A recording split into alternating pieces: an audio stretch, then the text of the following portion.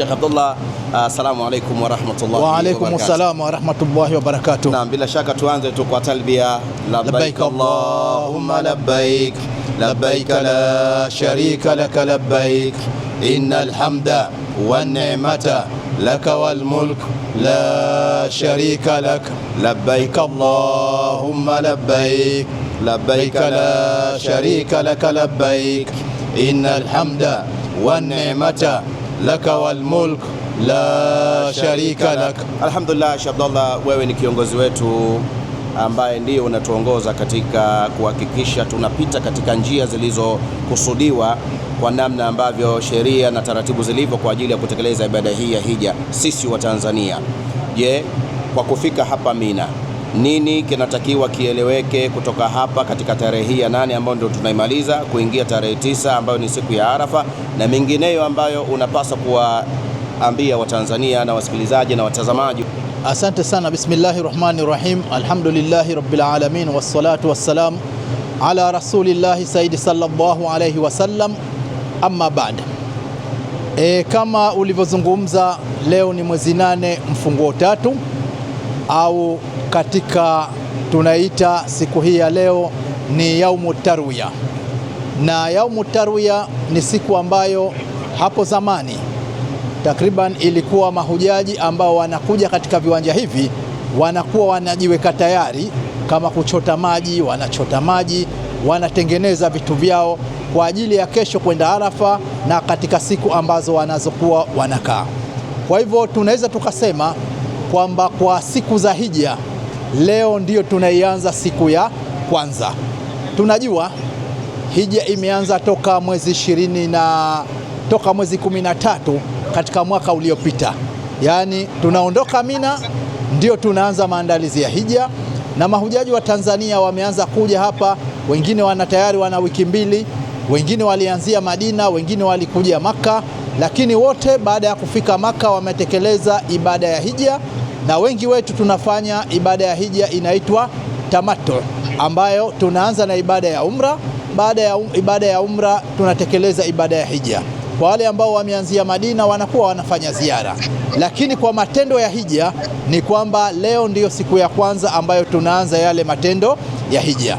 Na kiutaratibu, kutokana na hali ya hewa ilivyo na mazingira ambayo yapo, tulikabidhiwa mahema haya kipindi kirefu kidogo, kama wiki 2 au toka Ramadhani tulikuja tukaonyeshwa eneo hili kwamba kwa mwaka huu tutapewa eneo hili. Na hii inaonyesha namna gani serikali ya Saudi Arabia imejidhatiti katika kuhakikisha kwamba inafanya maandalizi ya mapema na kuhakikisha kwamba mambo yote yanayohusiana na hija yanatekelezwa kwa namna iliyo bora. Kwa hivyo kuanzia usiku wa jana tulianza kwenye karibuni saa 4, mahujaji wetu wa Tanzania walianza kuingia katika maeneo haya ya Mina, na walianza kuja kama utaratibu, wanakuja kwa mabasi. Takriban wanakuja kwa mabasi, wanakuja kidogo kidogo, lakini kama tunavyojua tunakuwa tunatumia utaratibu unaoitwa utaratibu wa taraddudi. Na utaratibu wa taraddudi ni kwamba yale mabasi yanaletwa yanakuwa ni machache, lakini yanatakikana kuwa yanakwenda yanaleta abiria kidogo kidogo mpaka wanakapokamilika wote. Na kwa msingi huo utakuta kwamba amalia yetu tulianza karibuni saa 3-4 usiku, lakini tumemaliza saa 4 za asubuhi. Kwenye saa 4 za asubuhi ndio likaingia basi la mwisho ambalo limebeba mahujaji wa Tanzania, ambayo kwa safari ilikuwa ni taasisi ya Peace Travel ambayo iliingia hapa, na baada ya kuingia wao tukafuata viongozi ambao tulibakia. Kwa hivyo ikawa mahujaji wote tayari wamefika hapa. Takriban kwa siku ya leo mahujaji hapa, kinachofanyika ni kujitahidi katika kuleta talbia, kujitahidi kuleta adhkari, kujitahidi kuomba dua, kwa sababu ni katika mwanzo wa ibada ya hija na watu wamehirimia hii ibada ya hija. Na yale mambo ambayo ni haramu kwa mtu ambaye anatekeleza ibada ya hija, yote yanakuwa ni haramu kwa sababu tumo katika talbia au tumo katika ihramu. Na kinachofanyika hapa katika mji wa Mina, cha kwanza tunakuwa tunaswali swala ya dhuhuri rakaa 2 katika wakati wa dhuhuri.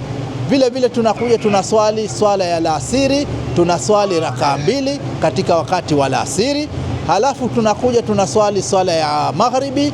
Sasa hivi jua likitua tunaswali swala ya magharibi rakaa 3, na baada ya kumaliza swala ya alasiri swala ya magharibi rakaa 3 tunaswali wakati wa Isha, tunaswali swala ya Isha rakaa 2, na baada ya hapo tena tunafanya ibada mbalimbali, lakini tunakuwa tunajiandaa kuelekea katika viwanja vya Arafa. Takriban hapa baada ya alasiri tulikaa viongozi mbalimbali wa taasisi za hija za Tanzania ili kuona namna gani tunatekeleza haya yaliyokuwa yamekwenda. Tumeweka utaratibu wa vipi tutakwenda katika viwanja vya Arafa, vipi tutakwenda tutapokea, na wale ambao watakaokuwa wanaondosha, yani amalia yetu tutaitekeleza hivyo vipi. Hili tayari tumelitekeleza, lakini vile vile tumetizama mazingira yetu tuliyokuwepo katika kipindi hiki ambacho tumeshakaa. Tumezingatia kwamba kuna changamoto gani. Tumekuta kuna changamoto 2-3 ambazo tumeweka kwamba tumeziona na tumepanga namna gani ya kutatua. Kuna baadhi ya watu ambao pengine kukaa kwao, kuna baadhi ya magodoro hawakupata, kwa hivyo, lakini kuna baadhi ya maeneo magodoro ambayo yako mengi yamezidi. Kwa hivyo yote haya tumepanga kwa pamoja namna gani yanaweza yakafikishwa, lakini tumetizama, tumeona kwamba kuna changamoto, wanawake wako wengi zaidi, lakini kwa upande wa vyoo, kwa upande wao viko kidogo au kilinganisha na vile vya wanaume. Kwa hivyo hili tayari tumekubaliana kwamba tutaongeza matumizi ya sehemu hizi kwa ajili yao, kwa kuzingatia hali zao, lakini na vile vile kwa kuzingatia idadi yao. Kwa hivyo hili tayari tumeshalitatua, na kuna baadhi ya mambo ambayo tumeyazungumza, vipi tutatekeleza au tutaweka sawa au tutakwenda vipi. Kwa mambo mengine takriban hapa, kwa suala la chakula, kwa suala la vinywaji, naona alhamdulillah matunda yapo. Ukipita katika makambi, kwa hilo watu wengi wanashukuru kwamba kwa watoaji wa huduma zetu wa makambi, alhamdulillah eneo liko vizuri, takriban maeneo yako masafi, wanatoa ushirikiano wa hali ya juu kila tunapokwama. Kwa upande wa pengine masuala ya usafiri tumekuja vizuri, ingawa kuna gari moja ilikuja zikapata tatizo, lakini hili ni tatizo la kawaida, lakini hatua zilichukuliwa kuhakikisha kwamba wanakuja. Kwa hivyo hili tunashukuru kwamba tunakwenda vizuri, na mashirikiano tuliokuwa tunakwenda vizuri. Kwa hivyo mpaka hapa tunamshukuru Mungu kwamba tunakwenda vizuri, tunashirikiana vizuri na mambo yote yako vizuri. Na baada ya hapa, kama tulivyosema, ikifika usiku kwenye saa 3 saa 4 tunategemea tutaanza shughuli za kwenda Arafa. Na Arafa tukifika, tayari tumeshapanga utaratibu ambako watu watafika usiku, wanaweza akafika usiku. Mtu anaweza akauliza, katika vitabu vinasema tunakwenda mchana, lakini inabidi kila jambo unalifanya kwa kuzingatia makasidi ya sheria. Sasa hivi tunapokaa jua ni kali sana, na kufanya ile movement wakati wa usiku inakuwa ni vizuri zaidi, kusudi kwamba wakati wa mchana watu wafanye ibada zao kwa utulivu, na hilo ni kwamba wanakuwa wanafanya ibada zao kwa utulivu. Na tutakaa Arafa kwa mchana mzima, jua mpaka litakapotua. Watu wataomba dua pale, watajitahidi kama tunavyojua mashekhe wanavyotuambia kwamba ni siku ambayo Mwenyezi Mungu anajifaharisha mbinguni katika mbele ya malaika. Kwa hivyo lote hili litafanyika, na tunaamini kwamba mahujaji wetu wako tayari, wamefunzwa vyema na wanakwenda kwa nidhamu kubwa kabisa. Kila ambalo pengine wanalopewa, hatujaona kwamba kuna ugumu kwa mahujaji. Takriban kuna mashirikiano makubwa baina ya wanadhim, pana mashirikiano makubwa baina ya mashekhe, lakini kuna mashirikiano makubwa vile vile na mahujaji katika kutekeleza yale ambayo wanapewa. Takriban tukifika Arafa jioni, tutaondoka tutaelekea Muzdalifa, na Muzdalifa tutakwenda kwa mujibu wa hali ilivyokuwa, lakini vile vile tumeweza kushauriana. Unajua, katika uzoefu, katika sehemu ambayo watu wengi wanakuwa wanaumia ni Arafa.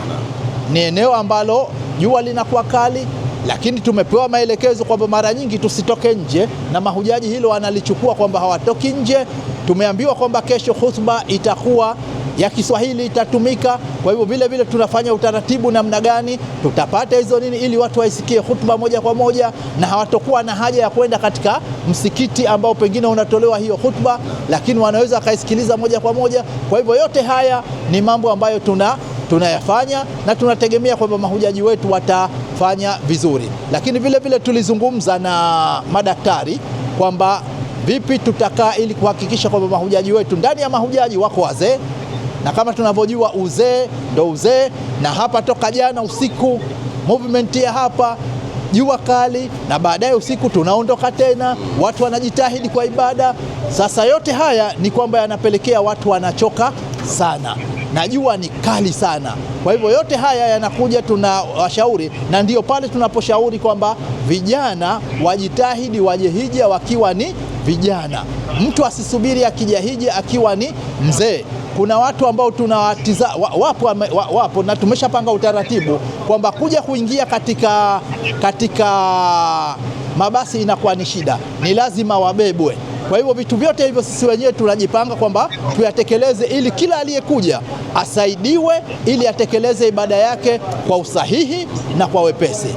Tukitoka Muzdalifa tutaelekea zetu, tukitoka Arafa tutaelekea zetu Muzdalifa, na Muzdalifa tunakaa kwa muda wa usiku, na kuna wengine wanakuwa wanaondoka mapema. Lakini vile vile tukitoka hapo tutakuja Mina. Tukija Mina katika mwezi 9, tukija katika siku ya sikukuu mwezi 10, hapa tunakuwa takriban, kuna utaratibu mbalimbali. Wapo ambao wakimaliza tu, wakitoka Mina, wakitoka Muzdalifa wanakuja Mina, wakitoka Mina kwa mujibu wa jadwali iliyokuwepo tunakwenda kupiga mawe, na kuna wengine ambao kutokana na hali zao au kutokana na utaratibu waliopanga wanarudi zao hapa Mina katika mahema yetu. Lakini wapo ambao wanakuwa wanakwenda Maka, wakifika Maka wanakwenda kutekeleza ibada ya tawafu lifadha, wanasai, halafu wakesha wananyoa, na halafu taratibu za kuchinja tulizozipanga au taratibu uliopangwa ni kwamba sote tunakwenda kuchinja kupitia IDB. Kwa hivyo suala la kuchinja, watatoka baadhi ya viongozi kwenda kuhakikisha kwamba wale wanyama wamechinjwa. Kwa hivyo hilo litafanyika, na walokwenda Maka wote wanakuwa wanarudi kama tulivyosema kiibada. Siku ya tukifika Arafa tunakuwa tunaswali swala ya dhuhuri na swala ya alasiri, tunaziswali pamoja katika wakati wa adhuhuri.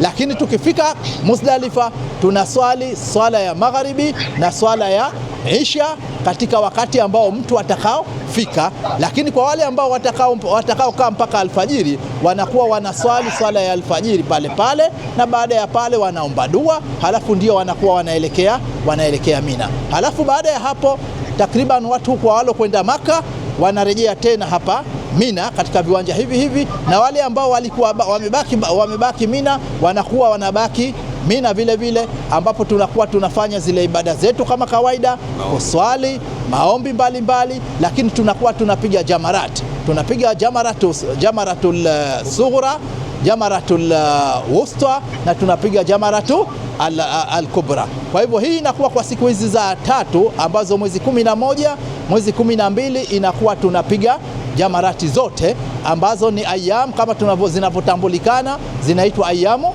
at-tashrik. Kwenye mwezi 12 wapo ambao wanaondoka hapa, wanaondoka ambao waman taajjala fi yawmaini fala ithma alayhi, lakini wapo ambao wanabakia.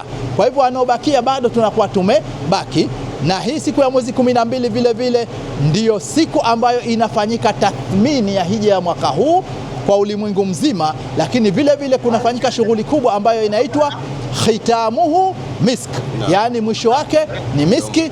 Na hapa vile vile mwezi 12 mfunguo 3 au Dhulhijja ndio tunakuwa tunafungua hija ya mwakani. Kwa hivyo mwezi 12 kabla hatujaondoka Mina au siku mahujaji wanaondoka Mina ndio tunafungua. Kwa hivyo hata kule nyumbani mtu asije akasema mbona hija imeanza mapema au nimechelewa kupwa nini.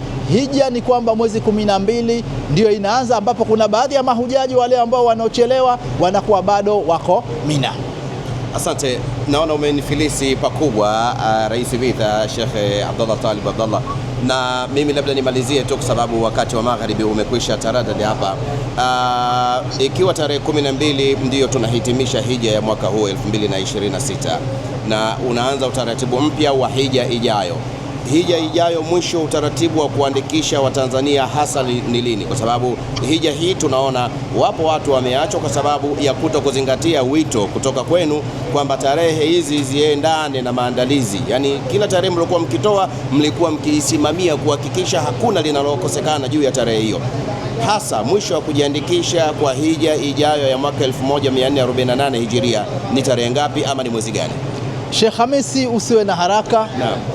Siku ya mwezi 12 takriban hivi juzi tulikuwa tuna kikao ambacho na wewe ulihudhuria, na wenyeji wetu zaidi walikuwa wakizungumza hija ijayo. Kwa hivyo tunategemea siku ya tarehe 12 baadaye tutafanya mazungumzo ambayo ndani ya mazungumzo hayo tutatoa utaratibu wa hija itakayokuja. Tutaeleza kwamba kwa nini kuanza kusema nafasi au kutaka nafasi, muda gani, wakati wa kulipia mahema ni muda gani, wakati wa kujiandikisha ni muda gani. Kwa hivyo hili hatuna muda mrefu, bora liweke mpaka siku hiyo, kwa sababu siku hiyo tunakuwa tunapewa ratiba kamili ya hija yetu. Asante, tukushukuru sana Sheikh Abdallah Talib Abdallah, Rais Bitha Tanzania, na Allah kuhifadhi na Allah kulipe kwa haya ambayo tumesikia kutoka kwako. Asante sana kwa sote. Okay, shukrani. Afwan inshallah. Na mtazamaji wa Africa TV Swahili popote pale ulipo, ninao viongozi wangu wengine, ninaye Dr. Salim, naam, Sheikh Ali Adam, tafadhali naye aje kiasi aje atusalimie.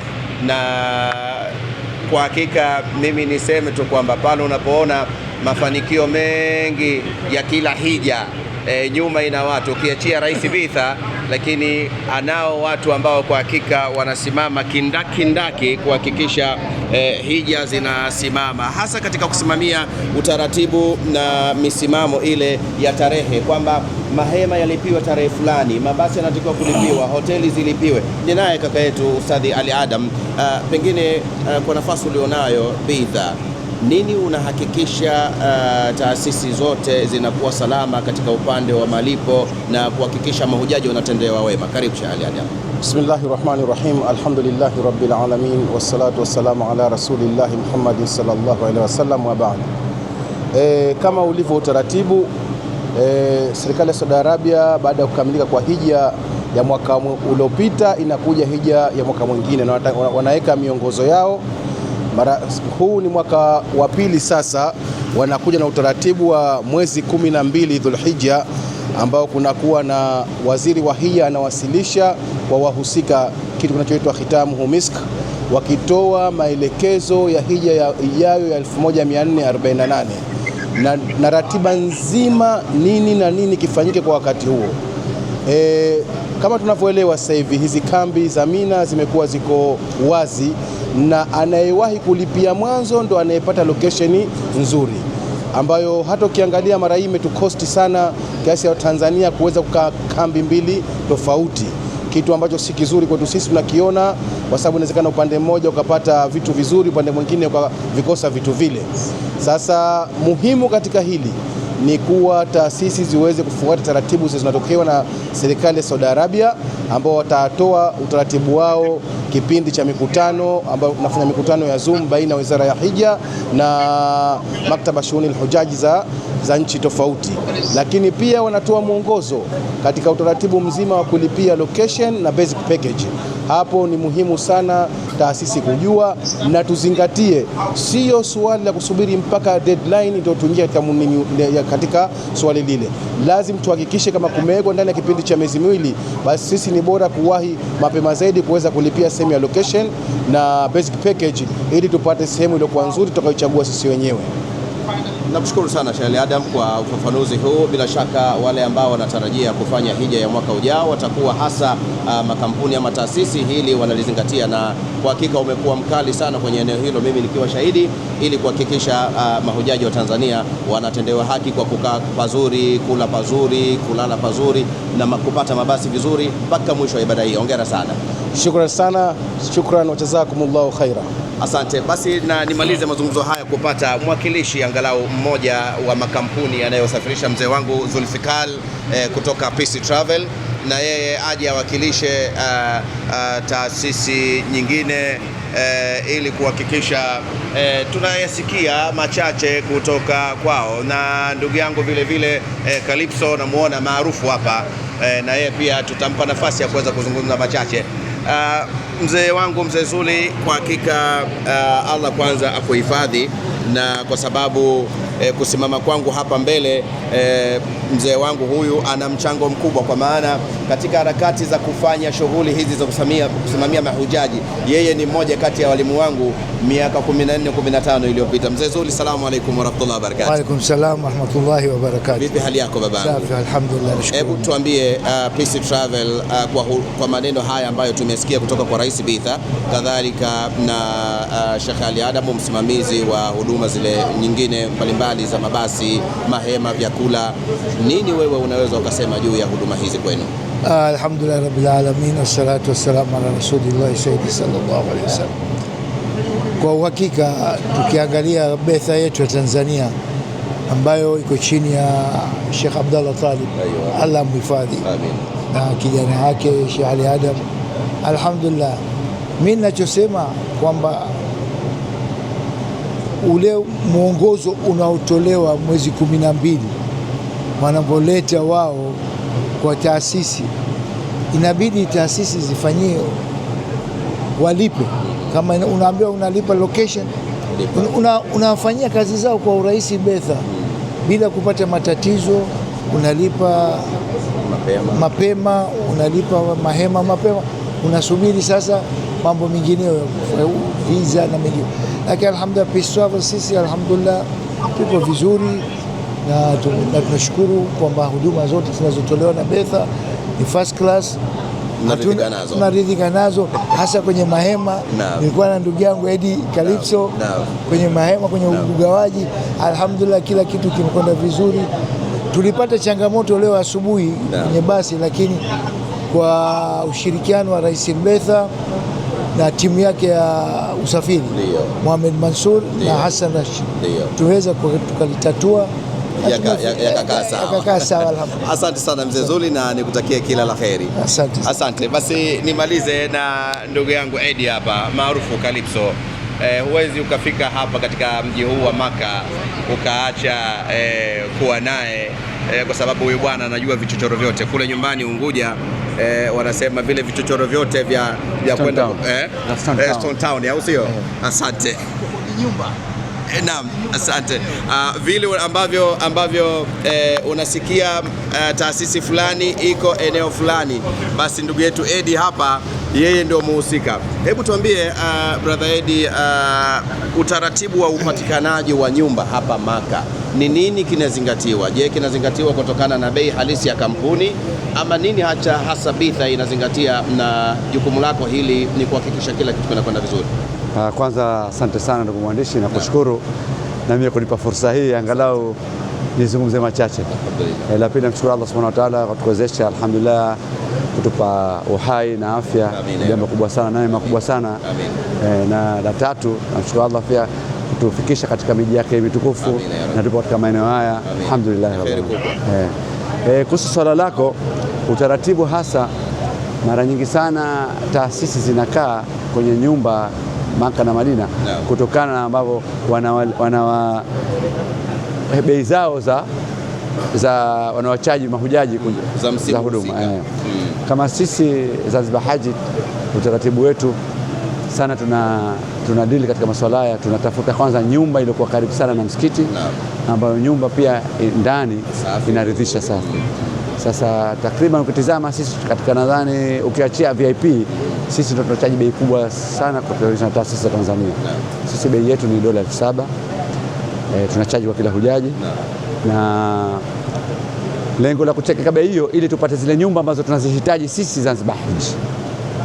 Kwa hivyo kwa Maka tuna kodi nyumba ambapo karibu sana na msikiti wa Haram. Kwa hivyo moja ambayo inasababisha sisi tuchaji bei kubwa, kwa sababu ile nyumba ambayo tunachukua, kwa sababu ile nyumba utaikuta ni bei yake kubwa kuliko nyumba nyingine. Kuna taasisi ambazo zinachaji bei ya chini, ina maana hawawezi wao kumuda kwenye nyumba kama hiyo.